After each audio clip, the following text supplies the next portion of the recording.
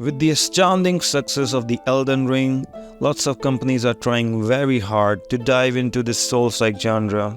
Well, whether or not they may get success totally depends on what they deliver. So here are all the upcoming Souls-like games that piqued my interest. Starting with Flintlock: The Siege of Dawn, an open-world action RPG by A44 Games, and with its combat which looks like a mix of shooting and slashing, it looks very promising. The game's core gameplay mechanics are very similar to a Souls-like game, and this is kind of a new studio, so I need more information before I can judge it. The trailer were very flashy with lots of combat, so it's really hard to say if it will be good or not, but I am very much interested to play it. Next is another Crab's Treasure, developed by Argo Crab, and it looks weirdly interesting. You play as a crab in underwater Souls-like world fighting many sea creatures. At first glance it may look childish, but that is what makes the game different from other realistic looking Souls-like game, and the gameplay showcased in the trailer looked good to me. Almost feels like a SpongeBob Souls-like game, which wouldn't be bad either, and maybe we can add a mod later. Anyways, it looks very unique to me, so if you want to try it out, it will be available through Xbox Game Pass at launch. Next is Hollow Knight: The Silk Song, sequel to the very successful Metroidvania game Hollow Knight. And if you haven't played Hollow Knight just because it's a 2D platformer, let me tell you, you're making a big mistake. Personally, I don't even play a lot of platformers unless the game is very good, and this, my friend, is very good.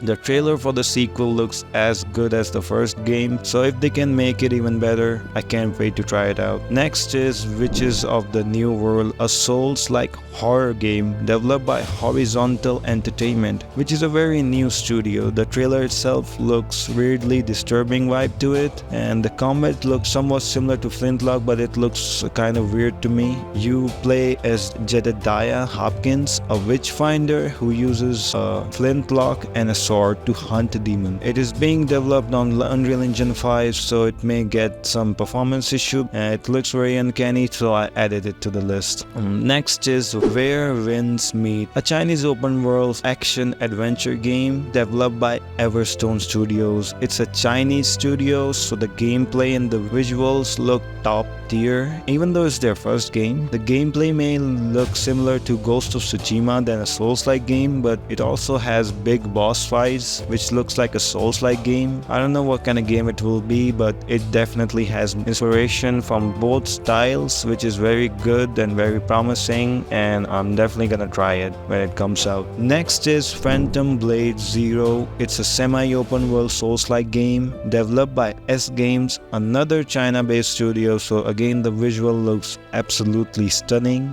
maybe the best among all of them, but visuals alone doesn't make the game good, and with lots of hands-on experience by others, and those people say the gameplay, especially the combat, seems very fun and unique, so I think I kind of believe them. It looks very good to me as well. I'm definitely gonna give it a try. Next is Notria: The Last Song. This is very different from other Souls-like game. It's very bright and cheerful. It is based on Italian folklore and culture, developed by Giamma Games. The trailer itself looks very vibrant, unlike other Souls-like which are very dark and grim. I kind of prefer dark and grim for a Souls-like game, but it is their first try in this genre, so I'm willing to give it a try, but I'm not sure just by looking at the trailer, so we will definitely need more information. And last, and probably the most popular, and everyone knows about it, it is one of the most anticipated game this year. I'm talking about Black Myth: Wukong. Over the top visuals with amazing gameplay and based on Chinese mythology. What more could you want? It is being developed by Game Science, and can you guess where the studio is based?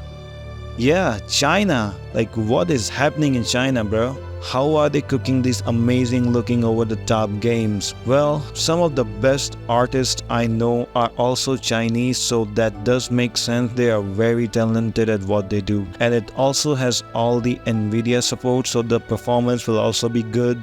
So yes, I'm very excited to play this. Anyway, that's it for the list.